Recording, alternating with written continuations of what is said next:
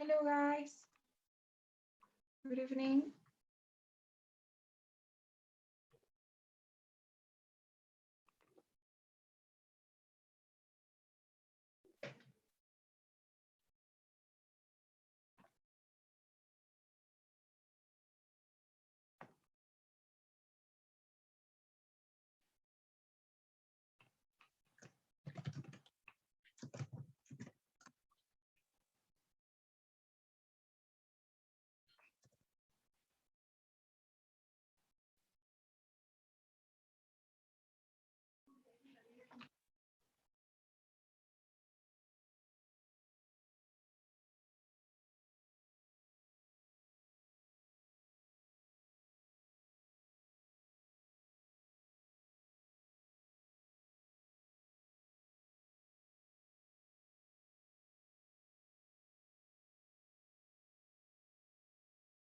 All right. Please don't forget to turn your cameras on before we start.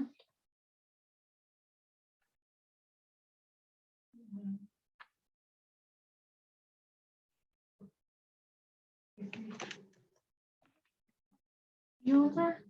Okay, thank you so much. So today we'll continue with the speaking section. It's actually the last class that we have for the speaking. And we'll be looking at the last task, question 4 or task 4, right? So remember that last class we went through question 3. So this one is quite similar to that. You'll see that. The only difference I would say is that in this case, you won't have to read anything anymore. So it's just the lecture that you're going to be listening to. Then you get the question, and then finally you get to answer it. It's still an academic task. The topics are basically the same. So as I was saying, you guys will be asked to listen to a lecture on an academic topic. You listen to this lecture, it lasts like 2 or 3 minutes. And then you get the question, which is always the same.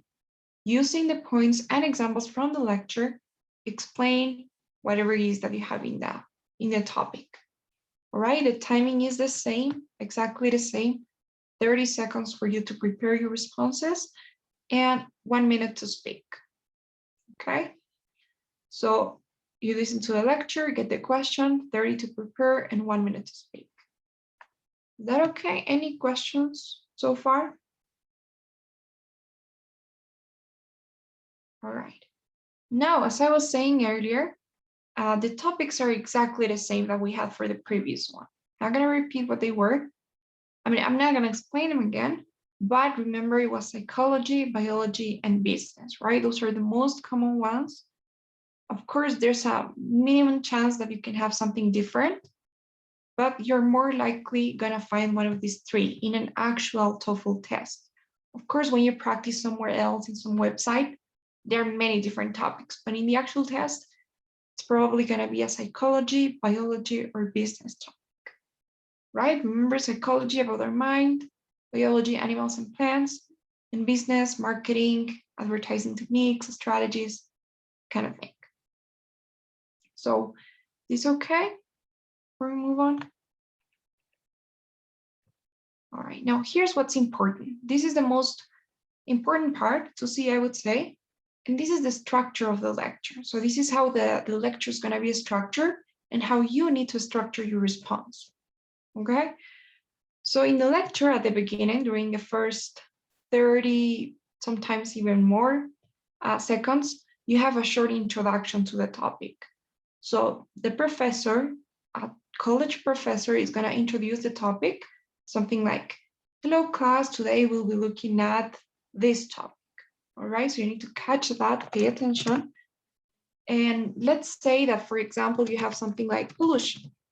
All right, so we'll be looking at pollution. Now, in the intro, you may have something like a short explanation, a short definition, what pollution is, maybe an example, something like that. But I'm not gonna lie, I don't think that's important at all because you don't have that much time to use that in your response. So don't worry too much about the introduction, just try to understand what the topic is in general. And that's the only thing that matters there. Now then you're gonna have this topic broken down into 2 subtopics. So you will have always two subtopics. The first one, subtopic 1, and the second one, subtopic 2. Now, it could be anything. It could be maybe 2 types of pollution, like water contamination and air pollution. It could be 2 causes of pollution, or 2 effects of pollution, or 2 definitions of the word pollution. Anything you can think of, but you will always have 2 of them, all right? So 2 subtopics. So pay attention to them. Sometimes what you have in there is a specific term, all right? If you remember in task 3, you had these terms like groupthink or perceptual constancy. So you will have something like that in the subtopics. It's going to be a very specific term that you need to mention, and then you need to remember. Take notes on that. So maybe air contamination and water pollution. Now here, after each subtopic is presented, they will define it for you. So you will have a short definition. Now that is important. So you need to pay attention and try to summarize that definition that you have in there. And then each subtopic will have an example.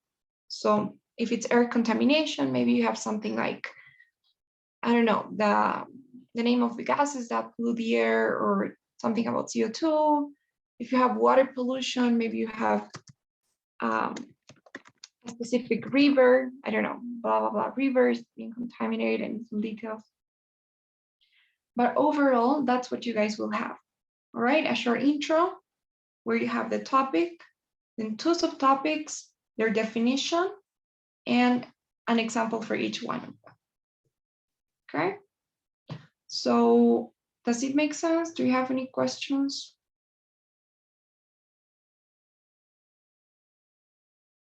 Okay, so first tip I'm going to give you, always read the question, please. Read the question.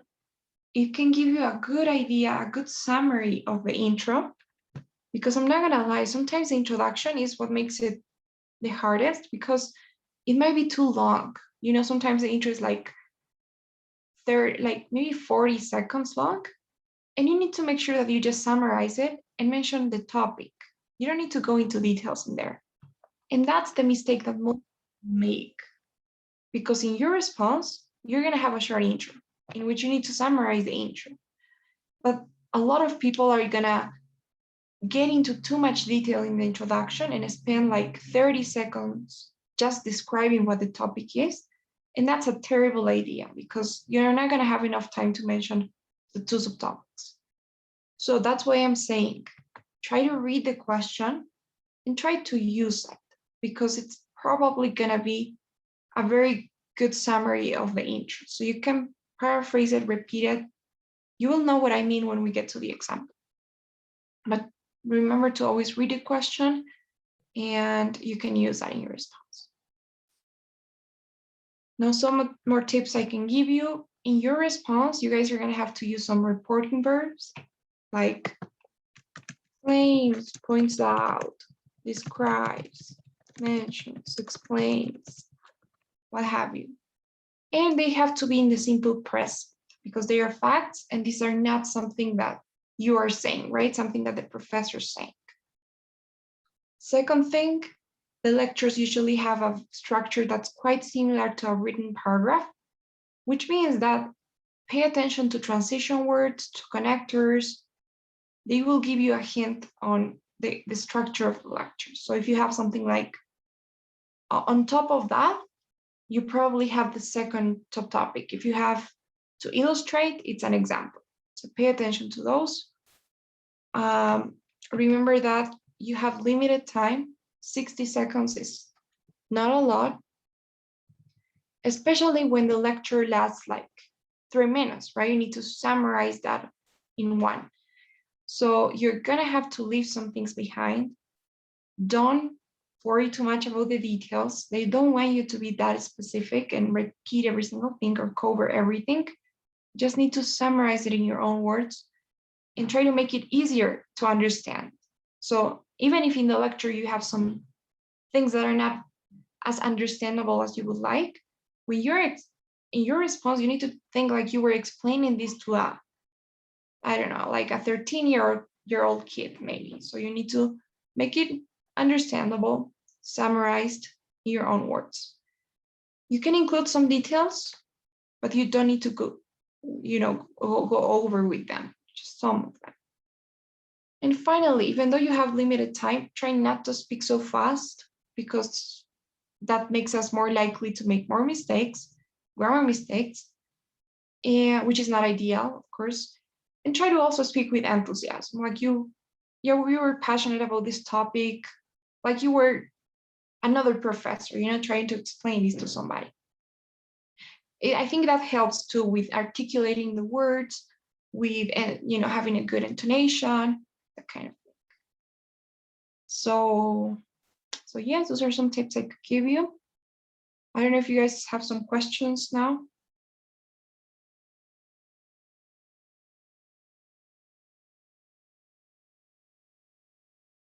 Okay, well, in that case, we're ready for the example.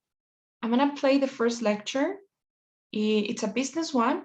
You guys need to take some notes and try to have your notes organized. So the topic, the two subtopics, the two examples, right? In the chronological order. We're gonna see.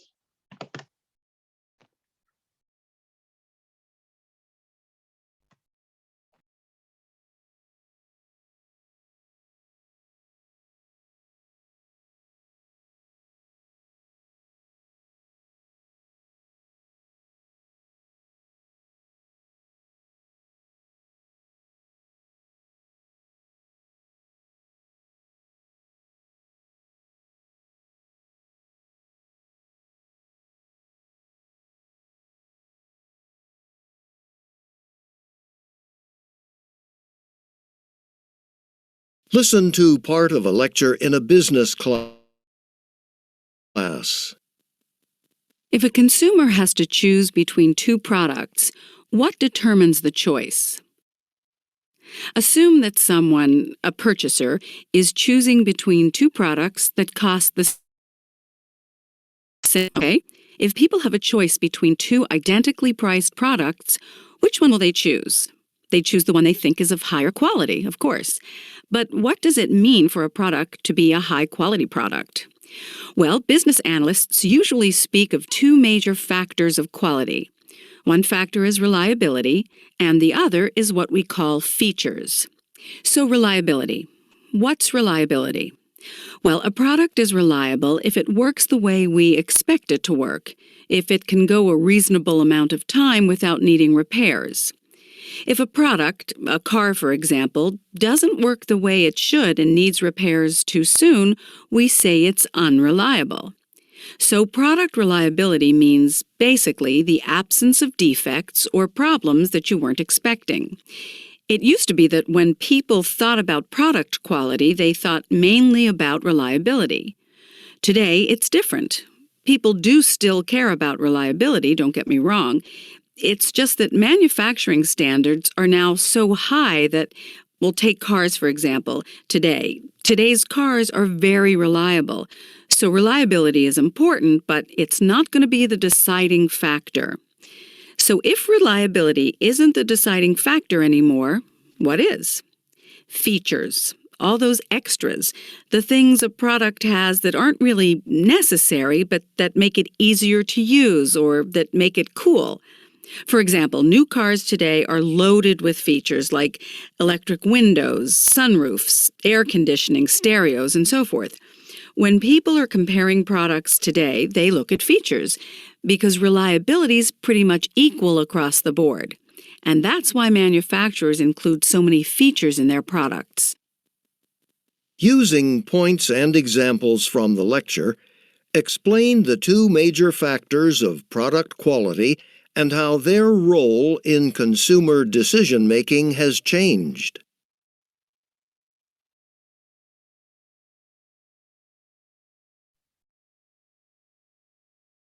Okay. So that was the lecture. So you can see 2.5 minutes, a business one. So let's try and see. So can anyone, first of all, tell me what the topic is. So what was the lecture about? What was it about?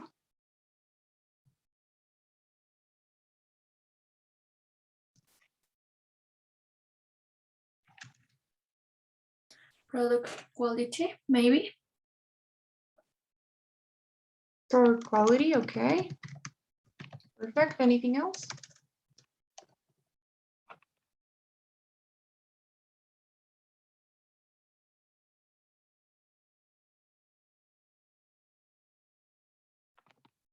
Product quality. Okay. So I remember that in the question, they say something like consumer decision making. You can also say something like that. So product quality and consumer decision making. Maybe you could also say the two factors or the two major factors that influence the quality of a product, right? So two factors that influence the quality of a product or how a consumer makes a decision. Okay. Anything like that could work. All right. Now, what about the subtopics? What were they? What was the first subtopic? Were you able to identify that? I think reliability. Great, reliability. Perfect. And did we have any definition? What does that mean? What's reliability? I think it said absence of defects. Okay. The absence of defects. Anything else?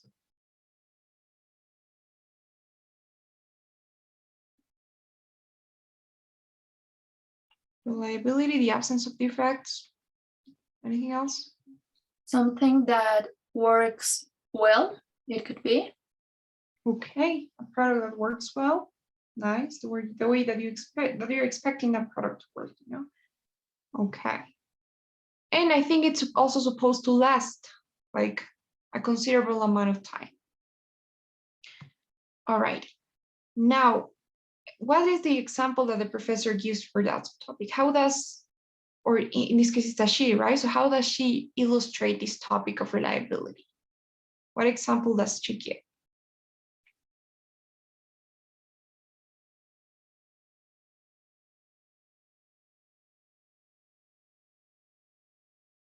She talks about cars in this moment. Okay, and what are cars? How they works and if they, if they works well, I guess. Okay. So yes, a car is said to be reliable. A reliable car is one that works well, that it doesn't need to be repaired too soon, that you don't need to take it to the mechanics constantly, that it works the way that you would expect your car to work. That's a reliable car. Okay. Now, what about the second subtopic? What was the second factor that influences product quality?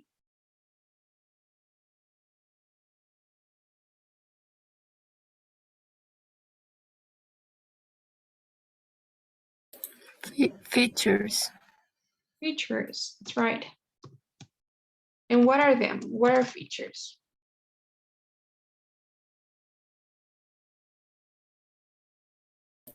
I think the extras that makes a product cool or easy to use. Okay, that's nice. So features are all those extra characteristics that make a product cool or easy to use. All right, and finally, what's the example that the professor gives to illustrate that idea of features?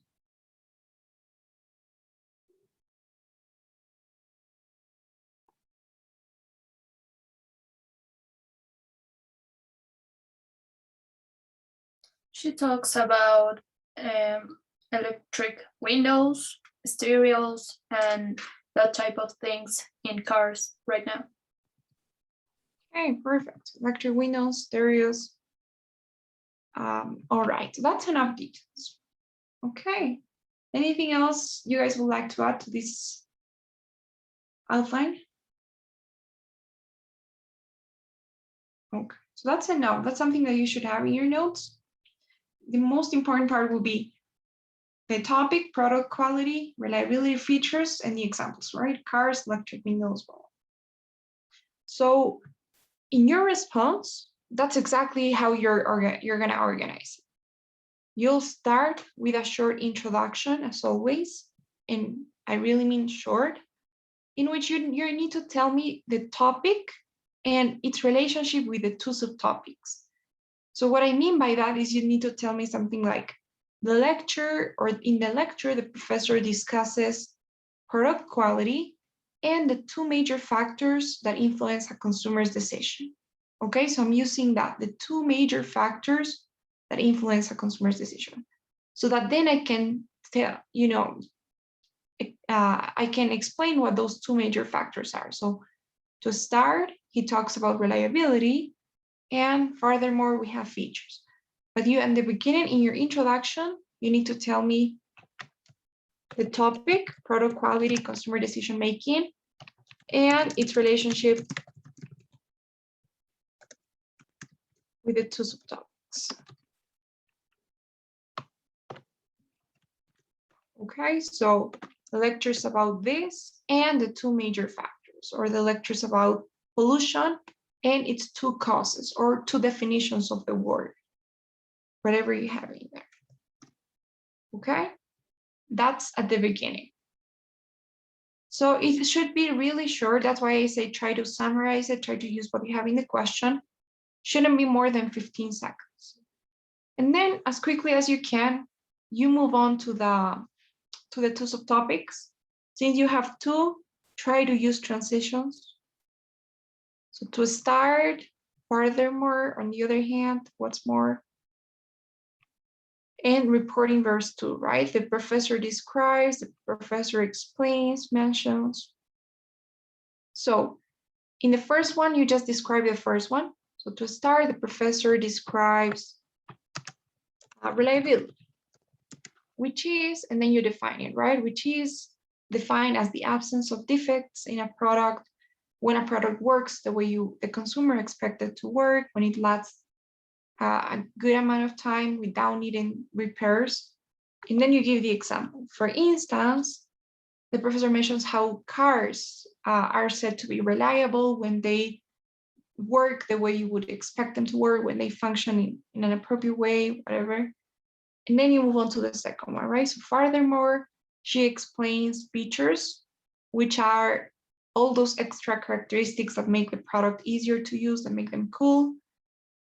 So to illustrate, she mentions how manufacturers are now competing to add electric windows, sunroofs, or conditioning into their cars, because they know that this is what consumers want, right? So that's it, that's your response. You have a short intro, first subtopic, example, second subtopic, example, okay? You don't need any conclusions.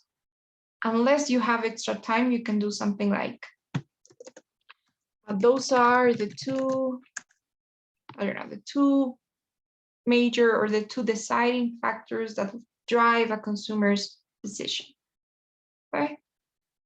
And that's it. Intro, topic to topic one, example, to topic two, example, and here. So do you guys have any questions about this?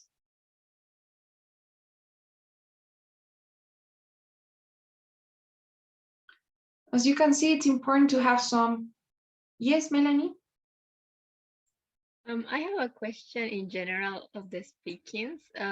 If you recommend that we talk the 60 seconds, or maybe finished like seconds before, I don't know.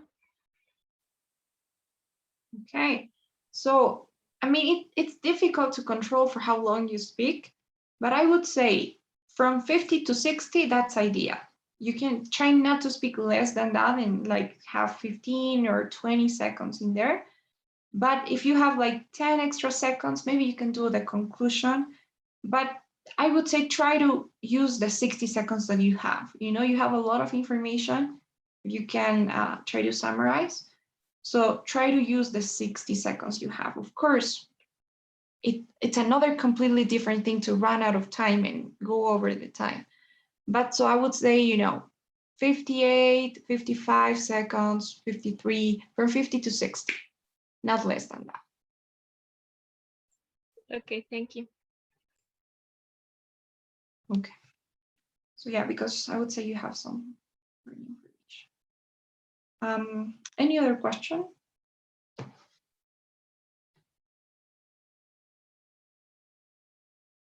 Okay.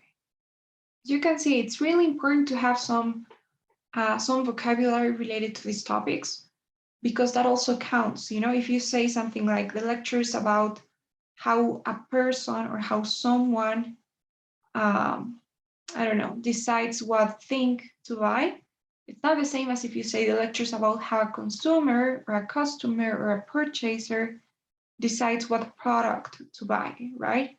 Or if you know some words like reliability that might not be so easy to pronounce, which is a business word. So try to have some vocabulary. It's not only about not repeating the words, but also saying the appropriate words, when you need them. So yes, that's what I could say. All right. So no questions?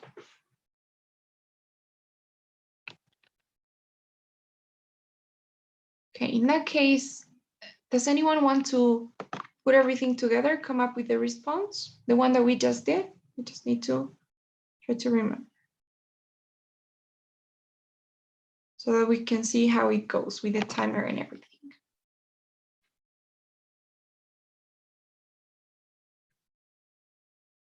Maybe Araceli, do you mind? Okay, Andrea. Okay, go ahead. Okay, the lecture discusses about the product quality that influence to a consumer decision. The major factors that influence are features and reliability. The professor states that the reliability happens when a product doesn't have any defects. So illustrate this with an example of a car that is not reliable because it has to repair in less time than the consumer expected. And then furthermore, she explains the features that are the extras that make a product cool or easy to use. She mentioned about my time, sorry. Okay, so yes, your time's up. Try to just summarize it a bit more, maybe one sentence. So one of the definitions, since you have many. So reliability, which is the absence of defects. For instance, a car that's not reliable would be a car that needs to be constantly repaired. Furthermore, she explains features, and then one definition, extra characteristics that make the product easier to use. And then she mentions electric windows, sunroofs, whatever. Okay, so just maybe one. Here, try not to say something like the major factors that lead blah, blah, blah are features and reliability. You don't need to anticipate them since you're going to be mentioning them anyhow. Anyway, so you can maybe save time there too. And at the beginning, the lecture describes as quickly as possible. This discusses two major factors that make up quality. To start, she talks about features or she talks about reliability. Okay, so try to summarize a bit more. Careful with some reporting verbs. These, for example, discuss or mention, they don't need a preposition. So you don't need to say discusses about. Just discusses how this happens or discusses product quality. The same here. She mentions features. She mentions this. Okay. All right, guys. So, any questions now? Do you want to practice?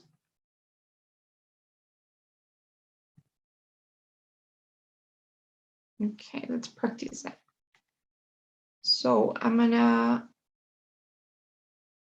let's do a psychology one, and then we do a biology one.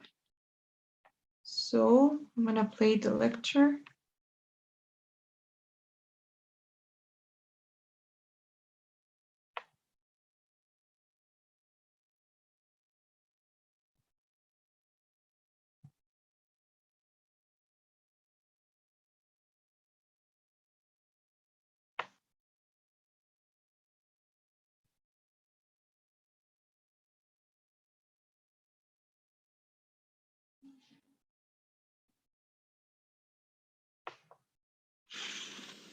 Now listen to part of a lecture in a psychology class. When people are in difficult situations, sometimes they experience feelings of helplessness or pain. So what do? They unconsciously use strategies called defense mechanisms to protect themselves psychologically from their painful emotions. Let's say a woman has a pet dog. She's had this dog for a long time, and he's kept her company and guarded her for years. But one day he runs away. This woman looks everywhere and asks other people if they've seen her dog, but she just can't find him.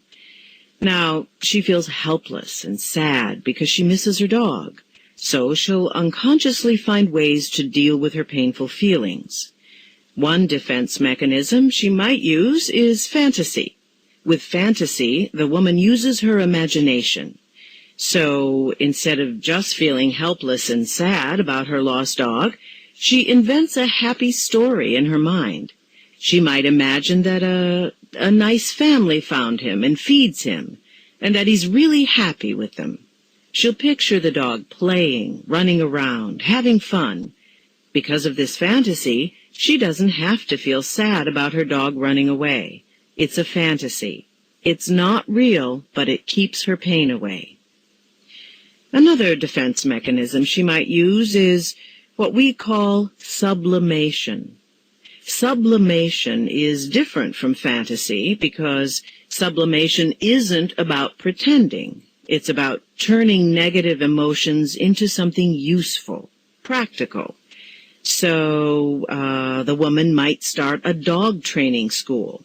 That way, by training dogs, perhaps she can help prevent other people's dogs from running away like hers did. In other words, with sublimation as a defense mechanism, the woman redirects her negative feelings about losing her dog into a positive, constructive activity. In the lecture, the professor talks about... Okay.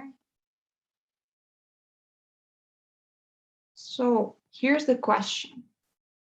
Using points and examples from the talk, describe the two defense mechanisms mentioned by the professor. Right, take a look at the question.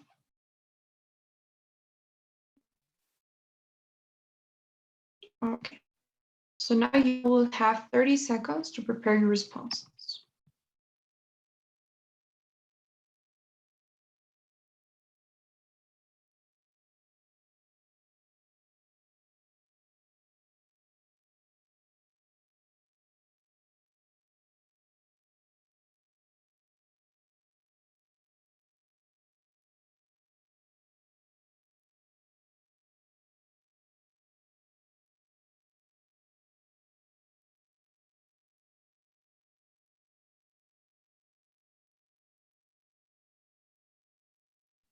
Okay, guys. So, anyone wants to try?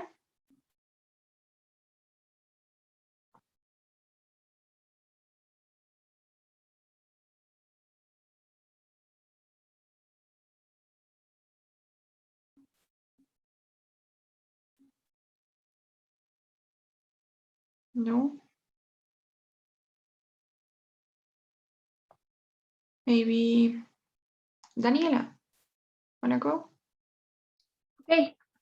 Okay, go now.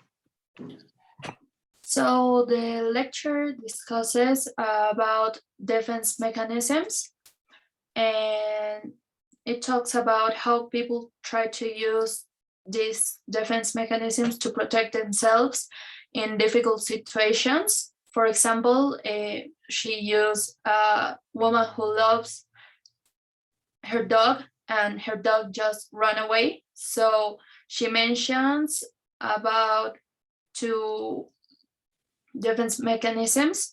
The first is fantasy, who talks about imaginations, and she just invents a happy story to try to not feel sad. And the second is sublimation, who is about turning negative emotions into something functional. For example, the woman starts an academy to teach dogs how to not run away or something like that.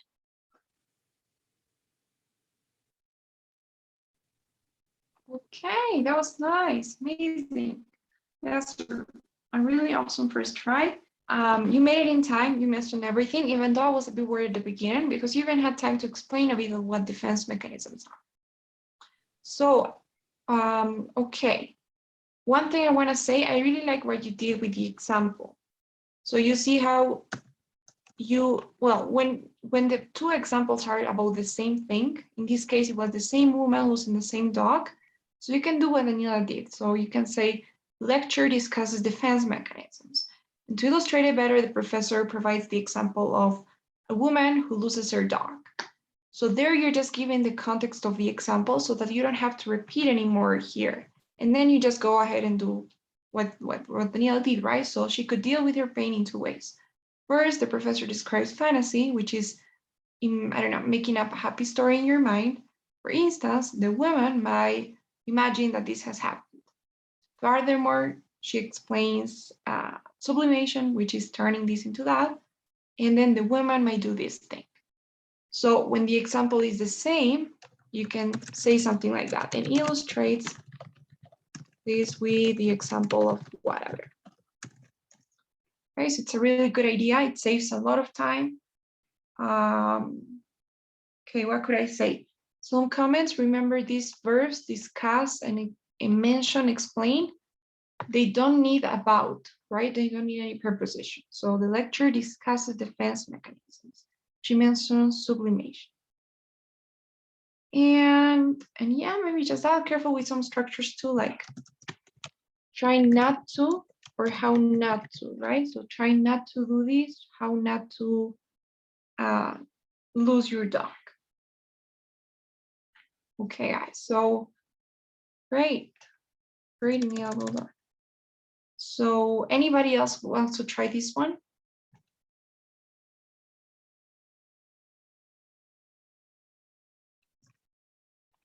Do you guys?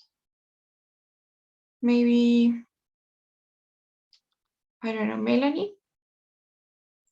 Okay. All right, go ahead. Okay, in the lecture, the professor discusses a defense mechanism which protects people psychologically. To start, the professor describes fantasy using the example of a woman who loses her dog, and then she uses her imagination to feel better about it because she tried to explain herself that the dog will be better with another family. Furthermore, she explains elimination and she turns the negative emotions into something that can be used for a benefit. So she trained dogs to prevent other dogs from running away. Okay, amazing. That was really nice. Well done. So no comments for that one. I like how you organized it, you used your transitions. I loved your intro, it was 10 seconds exactly. You had enough time to elaborate on the two subtopics and mention the examples. So no comments. Well done. All right, guys. Any questions so far before we do another one? Okay, so we're gonna do a biology now, and it might be a bit harder. You'll see it has more information, more details. So let's see how it works.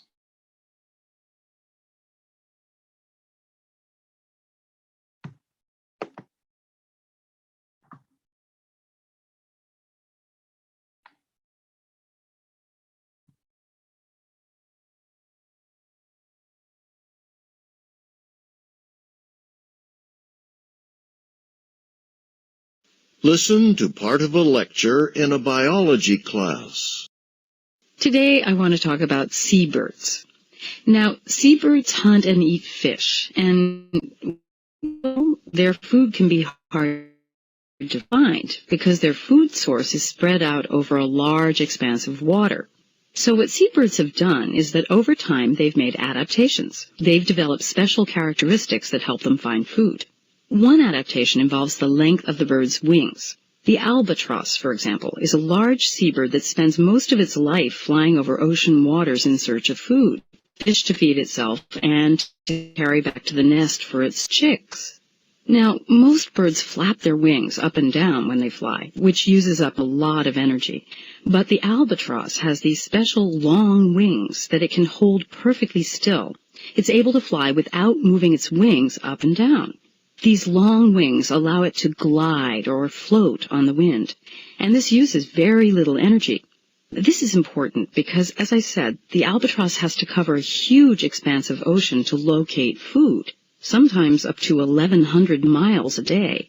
Because of its long wings, it can glide along over the ocean, using little energy as it searches for food.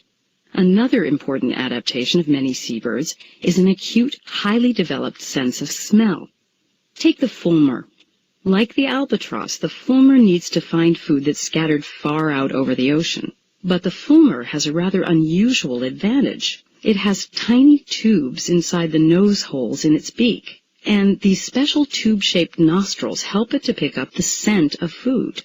Now, this highly developed sense of smell is especially important because the fulmar's main source of food, plankton, are tiny organisms that are hard to see, but they give off a very sharp, distinctive odor. So when fulmars are flying around looking for food, they may not be able to see them, but they can find the plankton by smelling them, even from far away. Using the examples of the albatross and the fulmar, explain two special adaptations that have developed to help seabirds find food. So that's the question. Can you give it a read?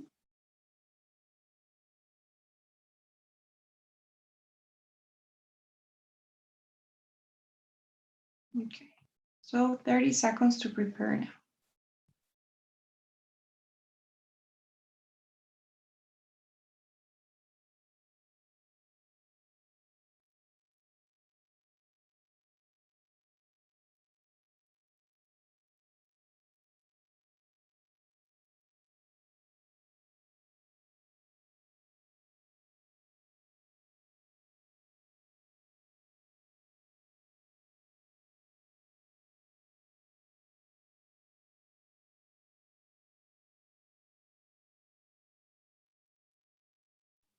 Okay. So anybody would like to try? Would anyone want to go?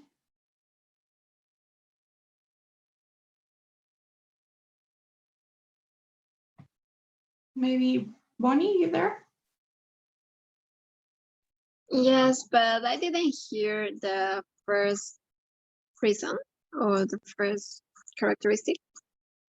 Okay, first topic. Would you still maybe want to try with what you have? Okay. Okay, try to improvise.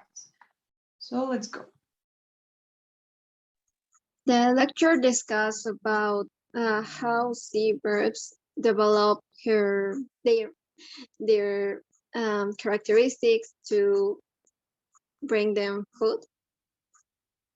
To start, the professor provides an example of albatross. who link their verbs with wings, and they can cover huge extension of ocean to find food. Furthermore, she explains the high development of smell. To illustrate, she mentions the fulmar who could find plankton by their smell.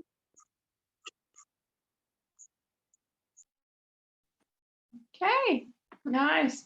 So I actually really liked your response. And even though you say you didn't catch the first part, I think you did. You mentioned the example, the albatross one. The only part you were missing, that very only part, is the subtopic, right? The length of the wings. But you were able to identify the second one. So the sense of smell, and then the example of the fulmar and the plankton. So I think that's something really cool. Most people, I don't know, get mixed up here, and they think that the subtopics are the examples. So they will be like, the professor describes how the albatross and does this and that. But it's actually, that's not the subtopic, right? That's just the example. That's why in the question you have using the examples of this and that animal, explain the two adaptations. And I also liked your intro, which was short and sweet. So lectures about how seabirds have adapted themselves to find food. That's enough. Remember, you can always use what's in the question. So the two adaptations that seabirds have developed to find food. Nothing to say. Remember, discuss doesn't need about. So the lecture discusses how seabirds have adapted to find food. Don't need about. Okay. So, all right. Thank you so much, Bonnie. Anyone else wants to go with this one?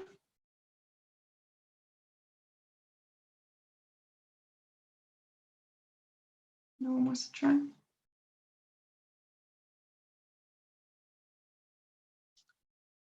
Okay. So then, do you have any questions or comments about the what we've covered today?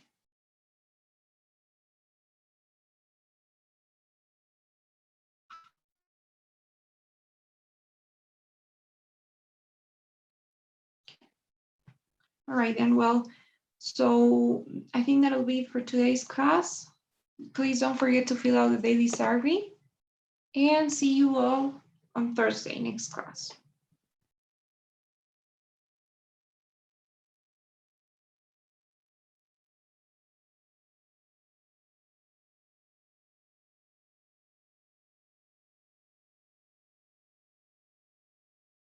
Okay.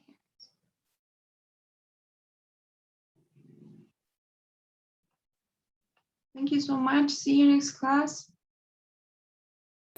Thank you. Goodbye. Goodbye. Bye.